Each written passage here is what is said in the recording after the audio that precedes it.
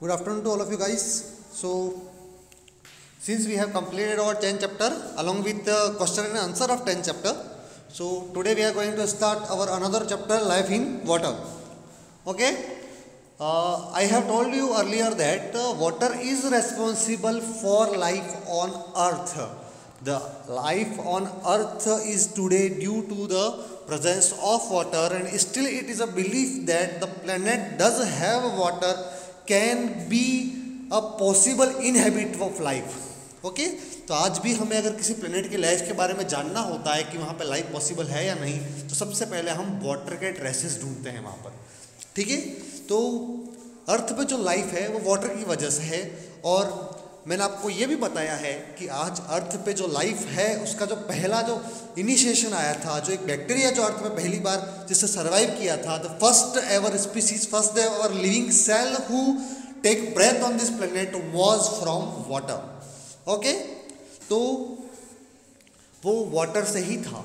तो हमारे आज भी वाटर में बहुत सारे क्रिएचर रहते हैं और उन क्रिएचर के बारे में हम डिस्कस करने वाले हैं. Some of those creature live only in water, take breathe in the water, some of them can take breath through the air.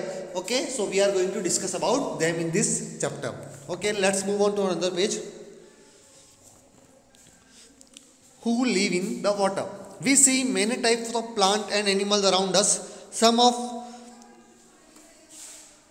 them are found on land and some of them in water. जो land पे रहते हैं उन्हें हम terrestrial बोलते हैं और जो वाटर में रहते हैं उन्हें हम एक्वेटिक. तो terrestrial animals are those animal who live in the water, and while aquatic animals are those animal who live in terrestrial animals are those animal या those species who lives on land, and aquatic species are those species who lives on water. Okay, of the plants and animals found on the land, some of the plant and animal found in the mountains, some in the ground and some in the desert. तो land में अलग अलग type की places हैं, जैसे कि आपके mountains हो गए, क्लियर है, और ग्राउंड्स हो गए, जो आपके प्लेन्स हैं, आपके डेजर्ट्स हैं आपके, क्लियर है. In this area due to the different weather condition in summer, winter and rainy season, atmosphere is also different. अलग अलग टेरेस्ट्रियल लैंड का, अलग अलग टेरेस्ट्रियल हैबिटेट्स की जो आपका नेचर होता है वो अलग अलग होता है. वहाँ पे रेनी सीजन भी अलग अलग होता है. डेजर्ट में बारिश कम होती है, माउंटेन्स में ठंड ज़्यादा होती है, क्लियर है. तो इस तरह की चीज़ें होती रहती हैं. तो हम बढ़ते हैं हमारे नेक्स्ट पेज पर. तो हमने जाना कि हमारे जो लाइफ है उसकी साइकिल किस तरह से होती है. उसकी साइकिल कुछ इस तरह से होती है कि वहाँ पे जो एनिमल डेवलप करते हैं किसी भी पर्टिकुलर एरिया में, जिस टाइप के एनिमल होते हैं वो उसके नेचर के, उसके एनवायरनमेंट के अकॉर्डिंग होते हैं, क्लियर है. तो हर एनिमल का अपना एक एनवायरनमेंट होता है जिसके अकॉर्डिंग वो खुद को डेवलप करते हैं, खुद को डिज़ाइन करते हैं. जैसे आप जिराफ देख लो. जिराफ जो था हमारा, उसको पेड़ की पत्तियाँ खानी होती हैं. अब क्योंकि उसको पेड़ की पत्तियाँ खानी होती है तो उसकी गर्दन भी लंबी होती है ताकि वो आसानी से पत्तियों को खा सके. मंकी जो होता है उसे पेड़ पर चढ़ना होता है तो उसके हाथों और पैरों की उंगलियाँ बड़ी बड़ी होती हैं, ठीक है. So he can climb on tree. इस तरह से हर स्पीसी ने अपने अपने अकॉर्डिंग खुद को डेवलप किया है ताकि वो सर्वाइव कर सके. ठीक है, बढ़ते हैं आगे. अब बहुत सी स्पीसीज वाटर में भी रहती हैं. अब वाटर भी आपके दो तरह के, एक तो ओशियन वाटर है और एक आपका फ्रेश वाटर है. समझना, ओशियन वाटर आपका कौन सा है? ओशियन वाटर वो वाला वाटर है जो आपके समुद्रों में है, आपके सागरों में है और जो खारा है, एक्चुअली सॉल्टी नेचर का है. जहाँ में फ्रेश वाटर जो है वो आप पी सकते हो, जिसको आप पीने में यूज़ ले सकते हो, वो आपका फ्रेश वाटर है. जैसे आपकी रिवर हो गया, लेक हो गया, वेल हो गया, तो वहाँ की स्पीसीज अलग अलग होती है. ठीक है, बढ़ते हैं नेक्स्ट पेज की ओर. तो वो पानी में रहते कैसे हैं? How do they live in the water? Effect of surrounding is clearly visible on the structure and functioning of every animal and plant. किसी भी एनिमल और प्लांट का जो सराउंडिंग होता है उनका इफेक्ट हमेशा उन पर नज़र आता है. ये ऑब्वियस सी बात है कि जो भी एनिमल होता है उसका सराउंडिंग कैसा हो उसके हिसाब से वो खुद को डेवलप करता है. आप देख लेना कि जो आपके गॉड हमारे प्लेन्स में होते हैं, आपके आसपास जो बकरियां होती हैं उनकी बॉडी पर इतना ज़्यादा हेयर नहीं होता है, जबकि जो बकरियां माउंटेन्स पे रहती है, जो ठंडे इलाकों में रहती है, उनकी बॉडी पे बहुत ज़्यादा हेयर होते हैं. ऐसा क्यों होता है? क्योंकि वो हेयर उनको ठंड से बचाते हैं, क्लियर है. तो खुद को उन्होंने उस हिसाब से डेवलप किया है. The plant and animals are able to live in a specific type of surroundings only due to the physical characteristics. अपने अपने फिजिकल कैरेक्टरिस्टिक्स की वजह से ही वो वहाँ पर रह पाते हैं। जैसे अगर मछली के पैर होते तो पानी में तैर कैसे पाती, उसके फिन्स होते हैं, उसके टैल्स होती हैं। ह्यूमंस के अगर फिन्स और टैल होते तो वो अर्थ में चल नहीं पाते, तो हमारे पैर होते हैं, समझ रहे हो। Like bear is found in snowy area, it has long hair on its body that protect it from very cold weather, ठीक है। Similarly the body structure of plants and animal is such that they can survive only in water. Water में रहने वाले animals का जो body structure होता है, जो प्लांट्स होते हैं उनका जो बॉडी स्ट्रक्चर होता है वो कुछ इस तरह से होता है कि वो वाटर के अंदर सर्वाइव कर पाए। क्लियर है।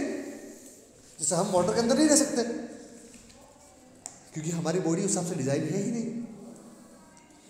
You must have seen that if we work for a long time in water or play in water for long, then our skins and our finger become wrinkled. हो जाता है ऐसा, आपकी जो उंगलियां होती हैं वो वाइट वाइट कलर की हो जाती है, उसमें रिंकल्स पड़ जाता है क्योंकि हमारी बॉडी, हमारी जो स्किन है वो पानी में रहने के लिए नहीं बनी है। हाँ, हमें पीने के लिए पानी ज़रूरी है, ये बात है, पर हम पानी के अंदर नहीं सकते because we are a terrestrial species not aquatic one. Okay, you must have seen that if you work. Okay, तो हमने समझा कि वाटर जो है उसमें रहने वाले जो स्पीसीज होती है उनकी स्किन भी हमसे अलग होती है। क्लियर है। उनकी स्किन का नेचर थोड़ा अलग होता है, उनकी स्किन की जो लेयर होती है थोड़ी अलग होती है, जो उन्हें पानी से होने वाले नुकसानों से बचाएगी, उनको पानी से उनको प्रोटेक्ट करेगी। वास्तविकता में वो एक फैट लाइक स्ट्रक्चर होता है जिसके अंदर पानी जाता नहीं। Clear. Let's move to another page. All the plants and animals develop their physical characteristics according to the surroundings. सारे प्लांट्स और सारे एनिमल अपने फिजिकल कैरेक्टरिस्टिक्स को जो अपने सराउंडिंग के अकॉर्डिंग डिजाइन करते हैं, इन विच दे लिव, जहाँ पे वो रहते हैं। क्लियर है। It is known as adaptation. इस प्रोसेस को क्या बोलते हैं? अडेप्टेशन बोलते हैं। तो adaptation is a process, is a particular characteristics of species, animals or plant that they develop themselves to live in a particular area, particular surrounding के हिसाब से खुद को ढालना ही एडेप्टेशन है। समझ रहे हो।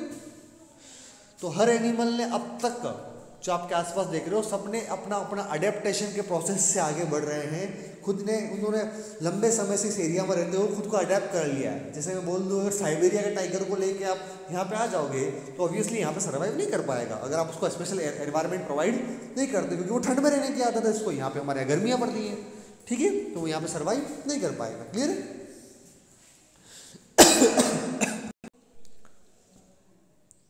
You must have seen the green algae at those places in your nearby area where water remains are accumulated. आपके आसपास आप लोगों ने देखा होगा ग्रीन algae, आपकी जो जिसे आप नील बोलते हो, जो गीला जो होता है ना, जब पानी जमने के बाद आपका जो हरा हरा भाग हो जाता है, जहाँ पे बहुत चिकनाहट होती है बहुत ज़्यादा, जहाँ पे चलने पर आप फिसल जाते हो, उसे ग्रीन algae बोलते हैं। क्लियर है। तो वो जहाँ पे आपकी ह्यूमिडिटी होती है, जिस एरिया में जहाँ पे हल्का हल्का पानी बच जाता है, वहीं पे होता है। ठीक है, जहाँ पानी लंबे टाइम से रुका हुआ।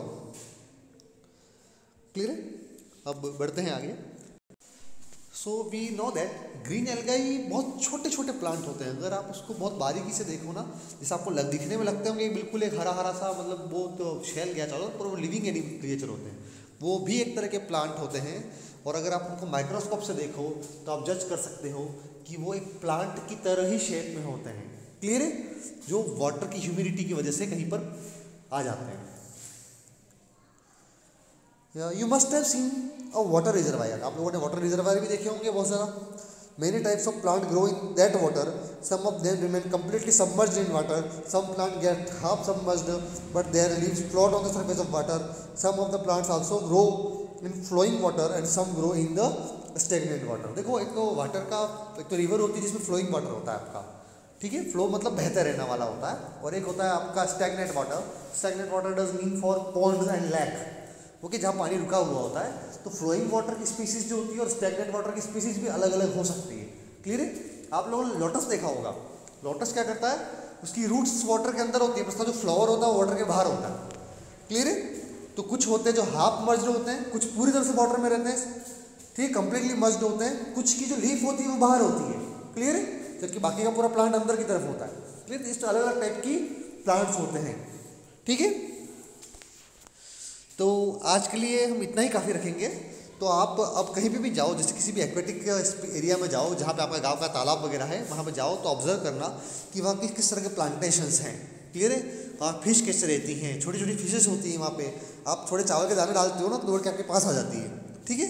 तो वहाँ फिश होती है, वहाँ छोटे छोटे प्लांट होते हैं, वहाँ पे एल्गाई भी होगी बहुत सारी, ठीक है। जाओ तो थोड़ा सावधानी से जाना, पाँव फिसल नहीं जाए आपका, क्योंकि एल्गाई में पाँव फिसल जाता है, ठीक है। तो देखना वहाँ लोटस को देखना, तो वो हाफ सबमर्ज्ड होता है। कुछ प्लांट होते हैं पूरी तरह से वाटर के अंदर होते हैं, कुछ होते हैं जिनकी लीफ वाटर की सरफेस के बाहर फैली हुई होती है, ठीक है। तो इन चीज़ों को आपके आसपास के एरिया में ऑब्जर्व करना और उनके बेसिस पर आपके थिंक एंड आंसर के क्वेश्चन को आप आंसर कर सकते हो, ठीक है। आज के लिए इतना ही।